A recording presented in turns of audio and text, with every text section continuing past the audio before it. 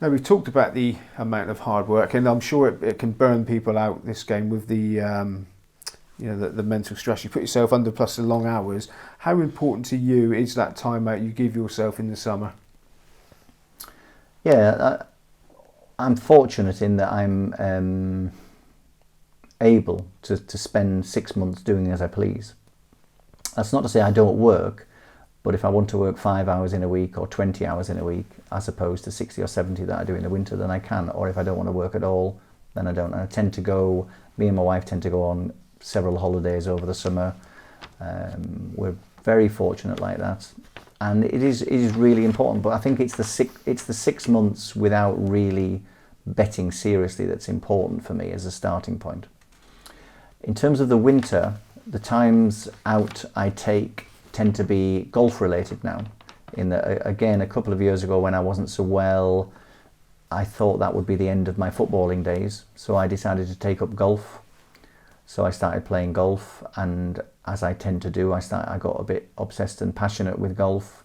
So I'm still a beginner, but I play 4 or 5 times a week, maybe for an hour or two, and in the winter I'll get up at, I'll be at my desk by 7 o'clock often. I'll work through till 11 or 12. I'll go to the golf course, and even if it's raining, I'll just go on the range for an hour. Then I'll come home and I'll carry on working from 2 till 7 or something. That's really important. Other aspects of my life, I'm actually back playing football, but I thought I wouldn't be able to play football, so I've started playing football again. So I can play football. There's a very a wonderful refugee community in Lancaster that me and my wife are heavily involved with, and so we have a really full house. Often we at the moment we have a couple of refugees living with us. We've probably had 10 or 15 refugees living with us over the last year or so. I coach the football from time to time with their teams. There's a lovely drop-in centre every Tuesday that I go to, and we mix with everybody. We have video night, film nights, cinema nights here. The house is quite often packed at 4 o'clock on a Sunday for the big Sky match. So those things are massively, massively important to me. And people would say that is a nice thing to do, but actually we get a million times more out of this life that we live than we put into it, without a doubt. We are so fortunate to be doing what we're doing, to have these wonderful people sharing their lives with us. And some of the stories of how and why these people are here really put into perspective and context how actually important racing is, gambling is.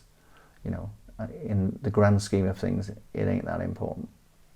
Now, besides doing your bit for the community, you also do your bit for racing as well. You've got horses in training. Can you tell us a bit about them? From time to time, I've had a few, or shares in a few. I've had, I think I've only had one on my own. But nowadays, what I tend to do is buy one. I was going to say buy one, get one free. You thought I was going to say that then, didn't you? I tend to buy one and then ask a few friends to get involved, and I run the horse in the name of my website. So a couple of years ago, I asked a trainer, a chap called Mickey Hammond, if my family were visiting over from Australia. And there was about 10 of us, and I asked if we could come and visit the yard. And they couldn't have been friendlier and more helpful to us, even knowing that all the people had come from Australia. So there was clearly going to be no potential future owners there, because they all lived in Australia. And they were so lovely to us. Now, what he didn't know was that he actually had a horse in his yard that was in my top 6 to buy. So I didn't say anything, and I thought, this just gives me a nice quiet way of seeing those. I didn't think it had been bought by anybody. And it was a horse that Mickey had bought from the John Ferguson yard when he stopped training jumpers. It was a horse called Skywood's Reward. And so I just kept quiet, and I listened to Mickey talking about the horse. I listened to Gemma Hogg, his assistant, talking about the horse, a couple of others, and I asked little discreet questions. And it kind of fitted in with my thoughts, so I ended up the following day buying the horse. and we ran him for about a year to, he was still a big backward Dabawi, and he needed a few runs, acquired a handicap mark, and he won 3 races in about 3 or 4 weeks. He went up from, I think, 93 to 122 or something like that in a very short space of time. In April, sadly, we ran him at Hexham, and he put his foot in a hole and broke his leg, and was put down on the track, which was an awful, awful blow. I wasn't sure I wanted to get involved again, but you know, time and all of that. So from the Gigginstown dispersal sales, Mickey bought a horse. I was interested in those sales, and the only one that looked interesting that Mickey had bought was a horse called Calyption. So anyway, I bought that, shared it with a few friends, and we've just, the winter that we've had means it's a soft ground horse. We've put the horse away. So we've had him since October, November, hasn't ran. He'll be out hopefully November when we get a little bit of soft ground, all being well, next winter. So is it, you're sort of doing it as a leisure activity rather than hoping or expecting to make money from the enterprise? Well, I think I've probably been involved in about a dozen horses, and I've probably made money on most of them in gambling. Maybe been a little bit fortunate because I don't know what the figures are, but a very high percentage of owners will never have a winner. I think that's true, isn't it? So they tell me, yeah. Yes, very small percentage. Yeah. So I haven't had well, in fact, that's not true. The only horse that I've ever had that didn't win a race was the horse that I chose to buy and keep to myself. There's a moral in there somewhere. It was a horse called Goodness, and I bought it. It was from it was from Cheveley Park. Michael Stout had it, and it was with David O'Mara.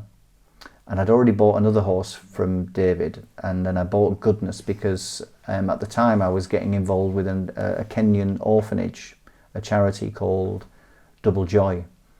So I bought Goodness literally because of his name, because I thought, and then I started the Goodness charity, and the idea was that all of his prize money would go to Double Joy, and then if he could win a few races, then hopefully I could encourage a few other owners who had several horses maybe to give up a horse for a year and give the prize money to the African charity. Unfortunately, I probably would have been better off just giving 40 grand or something to the charity, because I think they must have got about 2 grand out of him or something like that, and it was just unfortunately the end of the Goodness charity, which was a shame.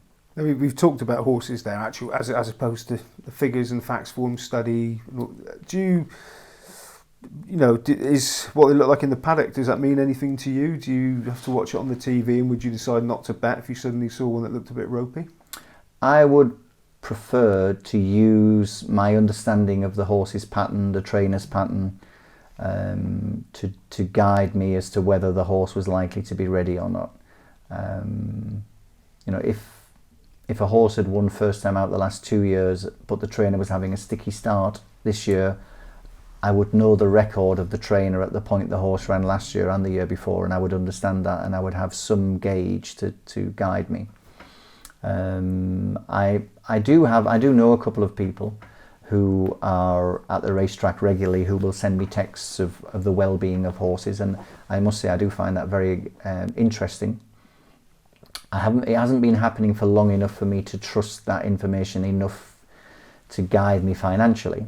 But it might encourage me to bet a 5-1 favourite bigger each way that I was already going to back if the message was that the favourite was not behaving himself in the parade ring or something like that. But no, I wouldn't be the best judge in the paddock. I know 100 people who tell me that they are experts, and very few of them seem to agree with each other. They do most of your work here. Mm-hmm. Is the racecourse somewhere you like to be? Yeah, absolutely. I try to go maybe once or twice a month in the winter. I go to the Cheltenham meetings. I go to Middleham as often as I can, which sometimes is every second week and sometimes is every second month. And I go to Mickey Hammond's yard, I go up onto the gallops and have a look. It's just, I love being there. And when I wasn't very well, actually, that was a godsend for me, going to Middleham. I'm sure that played a big part in my recovery, going onto the gallops, the Middleham gallops regularly. That was a really lovely thing to do. So yeah, in the summer I go to the Dante meeting every year. I'm not going this year because my wife's accidentally booked a holiday in Portugal. She wasn't aware that the Dante was high on the list. It's my favourite meeting of the year because it's the first meeting I go to after my season's finished. I've got no pressure whatsoever. I might stick 20 quid on the play spot or something like that. If I go with my wife, she'll pick all the horses and we'll have a fiver on those. And then we actually shout them home, which is something I would never do if it was my winter game. I love the Dante meeting. I think it's great. And in fact, once upon a time, years ago, I used to go with a friend from Lancaster. And I think quite often we didn't even watch a race. We used to, when they had the pre-parade ring at York, we used to just sit at the pre-parade ring and just watch these beautiful horses go around all day long. And then we just listen to the commentaries. And then, we'd look to our right and see the horses just after they'd flashed past the post. But it was just watching the beautiful horses that was... Because, I haven't been involved in intimate form study on the flat for such a long time. I understand the framework of the flat season very well, what's required in one race to win another race. But I don't want to get involved. I know what it's like. Once you start looking at a sprinter and you think, oh, that was unlucky. I think with a better draw there, if I write that down, then that's a path to nowhere, because all of a sudden I'll have 77 horses in my tracker and I don't want to be doing that. Okay, right. We've got, in this last part, a few minutes left to conclude. So something gritty for the punters, get their teeth in. So you've already given them advice about working hard. Mm-hmm. You'd be a little bit more specific in nutshells. The do's and don'ts of form study. I know that's a big ask in a nutshell, but what should punters not do when they're studying form? It's hard to see yourself as somebody qualified to tell somebody else what to do, because we're all made up of different things, and we're all different personalities. All I can say is what I would do and wouldn't do. If I go, and again this is off the top of my head, if I go into a race with a preconceived idea about a certain horse, I think it's a good idea to give yourself many, many, many opportunities to try and find reasons why that horse can't win, and to be extra hard on that horse in terms of your criteria. I think that's probably a common difficulty, a common dilemma for me.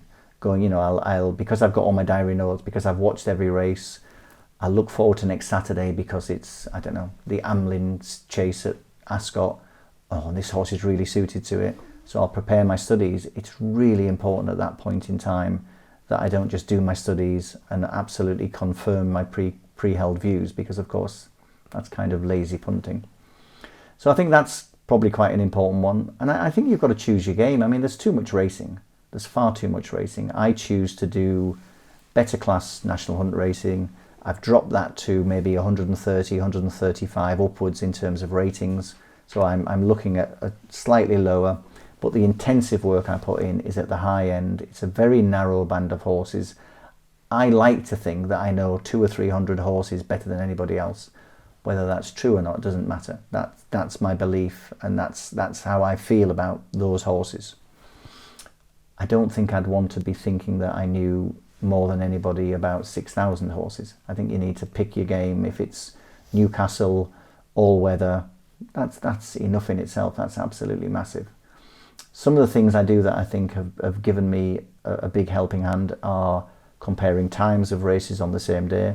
Personally, I trust the times of races on the same day more than I trust saying he did a 60 at Ascot and this one's done a 90 at Cheltenham, therefore. I think the maths is much more substantial when it's the same day. And still we have to be careful, because your horse might run at 2 o'clock and the drying wind might mean that when the horse runs at 4 o'clock, you think that the horse running at 4 o'clock has done a much better time. I think you just need, sometimes we just need to tread carefully and be very thoughtful in what we're doing. Each way betting a quarter of the odds and laying back is a good idea. And there was one more thing on my list that I want to make. The one thing I haven't mentioned, straight forecast betting. I quite often get involved in straight forecast betting. I call it my Challenger Deluxe strategy. And that was the first horse I got involved with who had a habit of coming second. And I did very well on him, backing him to come second, I think in 4 races in a row. That's off the top of my head. I think the last of them was against Seymour Business in the King George, and it paid a ridiculous amount of money. I like to spot horses who travel extremely well in races before not quite going through with their effort in the finish, because their price in the market, if it's 20 to 1, it's 20 to 1 because people know they're not the strongest in the finish. And yet that's an advantage when you're backing them to come second in a straight forecast. So the market, in the forecast market, in a sense, is working in the wrong direction. They're getting a bigger price because of their weakness in the finish, whereas actually that's the advantage of the straight forecast market.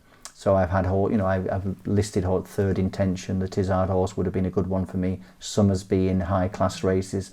Obviously, it's not a horse in every single race. It's when conditions allow. Andy Gibson, thank you very much. You're very welcome. Okay, Andy, as quite often happens, we're packing up and you've just told me another story which I feel you do have to relate, please, if you don't mind. Sure, yeah. We were talking about how important it is to have your home life in order, I think, to support your gambling. And I was telling the story about when I first met my wife, Emma. And we just bought a house together, and she was looking over my shoulder, and I was typing in the computer, and I was putting this bet on. I can't remember what the bet was, but it was something like £300 or £400 each way on a horse. And she said to me, "What are you doing?" I said, "Oh, I'm just having a little bet on this horse here." And she said, "What's that?" She said, £300 each way. She said, "That's £600. I said, "Yeah." She said, "Is this the horse you've been going on about all week and telling everyone that it's going to run really well?" I said, "Yeah." She said, "So you've told everyone that this horse is bound to be in the 3 and you're going to wimp out with a bet of £600. She said, "If you're going to have a bet, have a bet." And then I realised she was the one for me.